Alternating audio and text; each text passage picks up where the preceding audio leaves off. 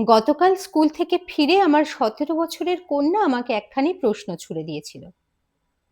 এসে বলল যে সোনাম ওয়াংচুকের হয়ে কিছু কথা বলায় তাকে স্কুল থেকে বলা হয়েছে যে আ এই ধরনের পলিটিক্যাল আলোচনা যেন সে স্কুলে না করে। আমাকে এসে প্রশ্ন করল যে, "কেন মা? স্কুলে এসব কথা বলা নিষেধ?" আমি কাজে ব্যস্ত ছিলাম। আমি বললাম, "হ্যাঁ, নিষেধ। এখনো তোমার 18 হয়নি, তাই নিষেধ। যা আলোচনা করার ইচ্ছে হয় তুমি তোমার বাবার সঙ্গে গিয়ে আলোচনা করবে।" সাথে, সাথে দ্বিতীয় প্রশ্ন, "তাহলে স্কুলে পলিটিক্যাল সায়েন্স কেন পড়ানো হয়?" হুম, আমি চুপ করে রইলাম। ও বলল, "তুমিও চুপ করে থাকবে? কোনো প্রতিবাদ করবে না? আজ ১৭ দিন মা, লোকটা যদি মরে যায়? লোকটা মরে গেলে তখন আবার ওকে নিয়ে সিনেমা বানানো হবে বলো? বিশ্বজুড়ে সবাই হৈ হৈ করে পপকর্ন খেতে খেতে এসি হলে বসে সিনেমাটা দেখবে। অনেক অ্যাওয়ার্ডও জিতবে। কি অদ্ভুত না?" আমি নিশ্চুপ, স্তব্ধ। গোটা পৃথিবীর চোখ এখন ফুটবল মাঠে। কোটি কোটি মানুষ প্রিয় দলের জয় পরাজয় নিয়ে উত্তেজিত, উচ্ছ্বসিত। সামাজিক মাধ্যম ভরে যাচ্ছে উল্লাসে, বিতর্কে, আবেগে। আর ওদিকে দেশের আরেক প্রান্তে যন্তর মন্তরের সামনে একটা নিঃস্বার্থ মানুষ আমাদের দেশের ছেলে মেয়েদের ভবিষ্যৎ সুরক্ষিত করবার জন্য একা লড়ে যাচ্ছে।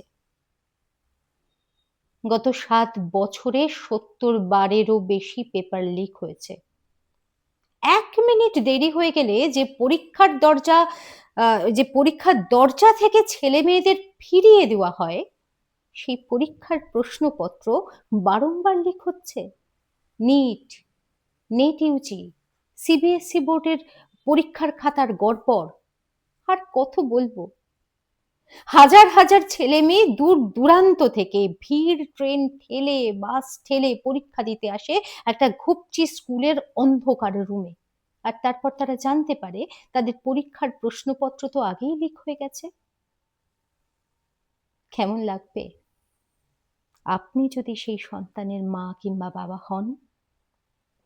আর তারপর সেই রাস্তায় নেমে সেই সমস্ত ছেলেমেয়েরাই যখন প্রতিবাদ করে তখন তাদের পুলিশের লাঠিচার্জ খেতে হয়, ফিরে যেতে হয় ভগ্ন হৃদয়ে। তারা জানে না যে আবার কবে সেই পরীক্ষাটা দিতে পারবে এবং সেইবারও পেপার লিক হবে কি হবে না।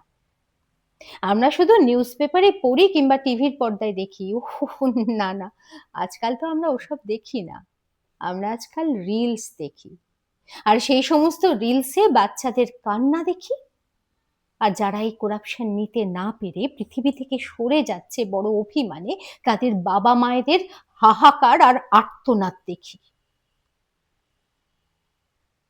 এই সমস্ত ভিন্ন ভিন্ন ঘটনা আমাদের বিবেককে কি একটাই প্রশ্নের সামনে দাঁড় করিয়ে দিচ্ছে না বারবার? আমরা চুপ কেন? আমি কোনো অ্যাক্টিভিস্ট নই, আমি কোনো ব্লগারও নেই। আপনারা ভাববেন না যে আমি হঠাৎ করে ব্লগ করতে বসেছি, না। আমার মেয়ে গতকাল আমার মধ্যে এই সচেতনতা তৈরি করেছে। আমার এই প্রতিবাদ সেইজন্য, আমার, আপনার সন্তানের জন্য। প্রতিবাদ করবার জন্য কোথাও যাওয়ার প্রয়োজন হয় না, বিশ্বাস করুন। শুধু ওয়াংচুকের পাশে এসে দাঁড়ান। সে তার ছেলে-মেয়ের জন্য এই অনশনে বসেননি, বসেছেন আমার, আপনার ছেলে-মেয়েদের জন্য। ভাবছেন তো? ধর্মেন্দ্র প্রধানের ইস্তফা চেয়ে হবেটা কি? করাপশন তো লেগেই আছে, থাকবেও। আরে একটা খুঁটি তো পোঁতা হবে। আমরাই তো পারি। এইবারের ভোটটা তো তার প্রমাণ। একটা সভ্য সমাজে কারোর সন্তান যেন এমন অবস্থায় না পৌঁছয় যেখানে সে মনে করে তার জীবনের আর কোনো মূল্য নেই।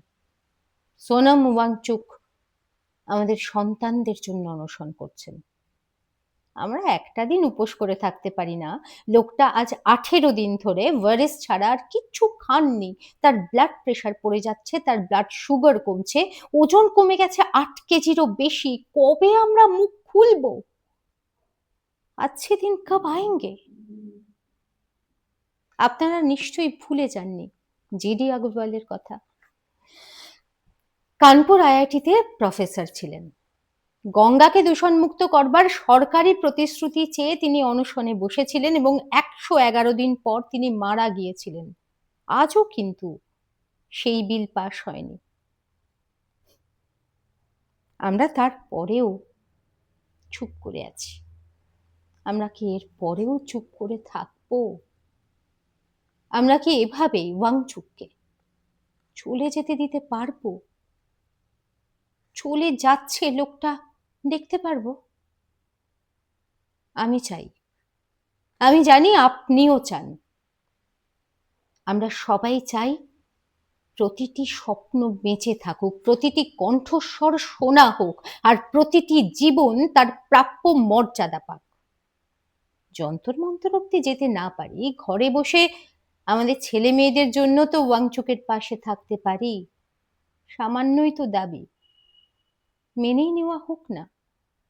প্রধানমন্ত্রীকে আমার আর্জি, আমাদের সকলের আর্জি, अच्छे दिन कब आएंगे मोदी जी?